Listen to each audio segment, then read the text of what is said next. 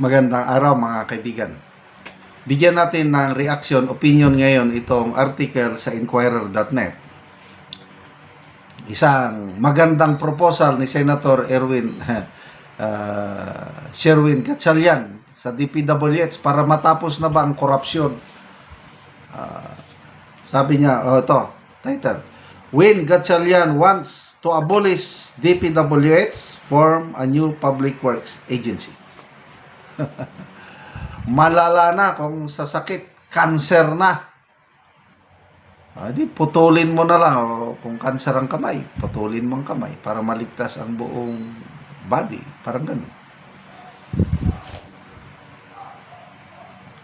Considering the gravity of corruption that marred the Department of Public Works and Highways, Senator Sherwin Gatchalian personally believes that it would be better to abolish the agency and establish a new one. Agree ba kayo? Ako, agree ako. Kaya natuwa ko yung mga ganitong proposal. You need to do something drastic.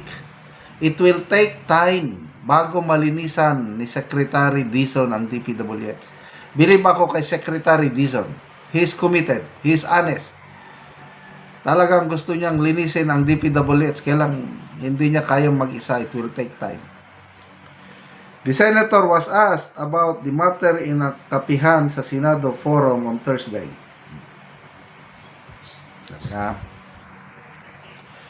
So ito ang pahayag ng Senador. If you were to ask me, let's just establish a new DPWH. Let us hire other people because I believe, and my philosophy and management is that you'll come to a point where you can no longer fix something, so there's a need to create a new one. Yan ang payag ng Senador. If you're going to ask me, because I think it will take years and years for Secretary Vince to clean up, we need to do many things. Digitalization, of course, file cases to everyone involved, and we also need to check if the others, if they are doing what is right. Citing an example, the Senator noted the ghost flood control projects were seen across the country and not only in Bulacan, which means that corruption is rampant among public works and highway officials. The agency was placed under scrutiny after report came in that some of its local officials are involved in anomalous and ghost flood control projects in the country, particularly in Bulacan. Okay. Sa report ni Secretary Vince Dizon, of the 8,000 flood control projects inspected, tumutulong na po ang armed forces sa pag-inspect. 421 ghost projects, and mostly they are in Luzon. And many more are coming. Ganyan po kalala ang corruption sa DPWH. Again, si Senator Gatchalian din ata ang nakadiskubre.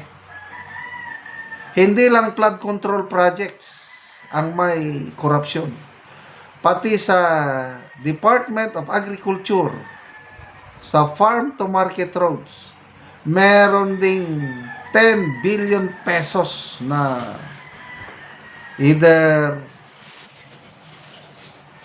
ghost or substandard ang pagkagawa. Kaya nga, ang corruption ngayon, hindi lang DPWH. Hindi lang flood control. Basta mga proyekto na ang nag-implement ng DPWH, wala na. Farm to market road, DA yan. Mayroon din corruption, 10 billion ang na-involve. Ano sabi ni Mayor Magalong? Kahit DOH, tinatarget na rin ni na Mayor Magalong, yung grupo nila na Mayors for Good Governance. May nagsampa ata ng kaso against DOH Secretary Herbosa sa Ombudsman dahil sa korupsyon. Ganyan na po, kalala ang korupsyon sa ating bansa, na to a point na ang ating stock market, capitalization natin, nawawalan na po ang investor confidence sa bansa. Yung unang pahayag ng SEC chairman, 1.7 trillion pesos ang nawala in 3 weeks, biglang binawi. Hindi daw yung totoo. Ngayon, may nabasa akong post ni Dr. Rob Rances. Pinapatotohanan ng Cora Guidote, isang financial analyst siguro ito. Sinite niya yung mga sources with data from Philippine Stock Exchange Index. Noong December of 2024, 19.9 trillion pesos ang ating market capital. Bumaba ito ng halos sobra 1 trillion noong February of 2005. Ngayon, nung kahapon, October 9, grabing pagbaba.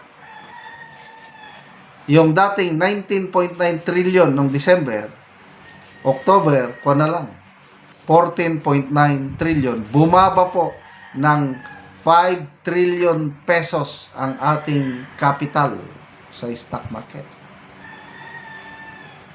Ganyan na po ang ating So, saan nagsimula itong pagbaba ng capital market? Corruption. Saan nagsimula ang corruption? Pinakasentro, DPWH. Kaya kung ako ang masusunod, pabor ako dito sa suggestion na i-demolish o i-abolish. Tanggalin mo na lahat ang DPWH. Then mag-create ng panibago. Yan po, drastic measure yan.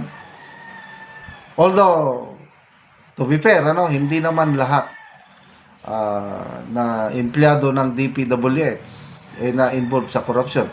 Kasi kung nasa admin ka lang o hindi ka masyado. Kaya lang, talamak na kasi ang yung privilege speech ni Congressman Leandro Libeste ng Batangas. Kahit daw hindi makialam ang district ang congressman sa district, dahil sa corrupt na DPWH district engineer, kaya nilang irig ang bidding. Talagang nagkakaroon pa rin ng corruption kasi sila lang sa DPWH ang gumagawa.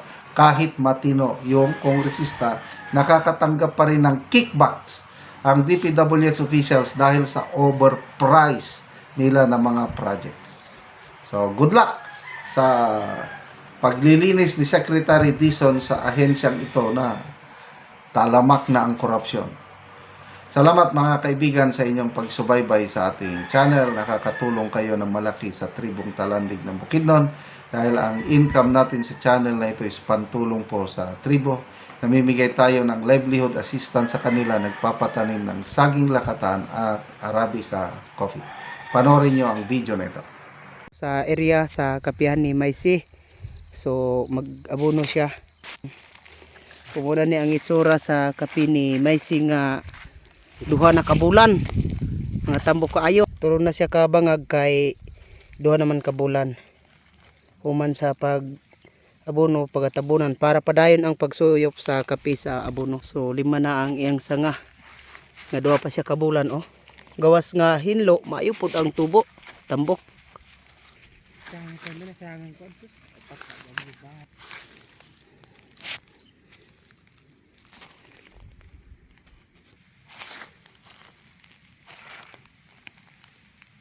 So kuming nananom og kape 29 mi ka pamilya, so kung natanom na nga kape 14,550.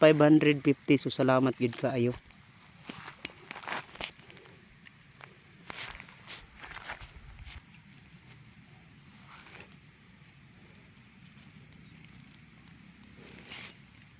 Ug mopod ni ang tanom ni Maisi nga bag-o nga wala pa nagbulan. So maayo gyapon ang tubo.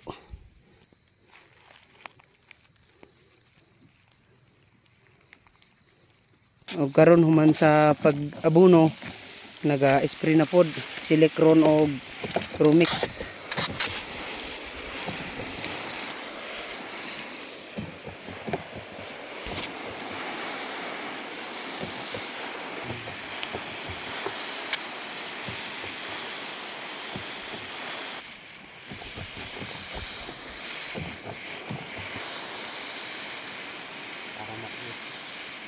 Salamat sa nagsuporta og kape ug sa nagtanaw sa video.